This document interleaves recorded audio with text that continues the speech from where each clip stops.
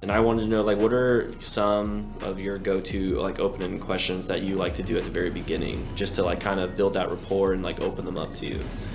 Yeah, so anytime I'm ever doing an application, I have the CRM open, which is BV, and then I have the property profile. So right away, and I know sometimes leads will come through, you don't have the address, but at least I got the property profile screen to where once I type in the address, I'm pulling it up. Right. So kind of a shortcut to make it fuse better is you put the address into the property profile and then into BV, rather than put in the BV and have them wait and then you put it into, right? So kind of it's a little bit more fluid. Okay. Now, the reason why is because this will become automated, so you're gonna be able to multitask it because it's just a constant sequence over and over, right?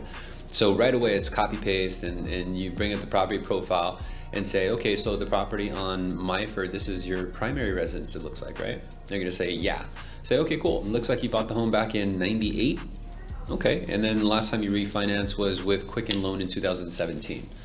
Got it. So besides the mortgage, what other debt do you manage? Let's start off with credit card debt. That's my favorite go-to. And the reason for that is because my motive and my strategy in the initial conversation is to find out leverage, as much leverage as I can, because before he hits me with any objection of, oh, I don't have any time, or just give me what your rate is, what your fee is, you know, can you do 2.5? Any objection, any resistance, I need to have leverage behind me, right? So in other words, I'll give you an example. If he says, I got about $25,000 in credit card debt. Okay, and how much do you currently pay, roughly? Rough estimate's fine. I pay about 500. Do you know if that 500 is just the minimum payments on that, or do you pay above and beyond?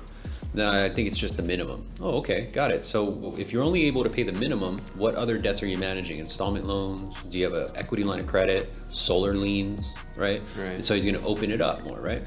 And say, okay, so now I understand why you're paying the minimum payments on your credit cards. I mean, tell you the truth, it's probably gonna take you forever and a day to pay that off and then paying the minimum, right? He's gonna agree with you.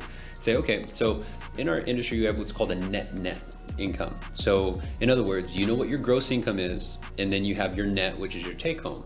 Well, your net is how much you net into your own checking and savings after all of your expenses are paid. I'm talking about the bills we talked about, your utilities, groceries, daycare, you know, dining out on the weekends if you don't cook on the weekends, things like that. So how much do you actually net into your checking and savings each month? And they're always gonna give you this high number. And so the reason why I go through these questions, open-ended questions, is because they create bridge questions, right? So it allows me to go deeper into pain, but also ask a very sensitive question that I typically wouldn't be able to ask just right off the bat. Like, how much do you have in checking and savings? Very personal question. They're not gonna give you the truth, right? They'll usually come up with a high number, and this is why I gotta dig a little bit deeper. So yeah, I usually net about, let's say $800 to $1,000 in checking and savings each month.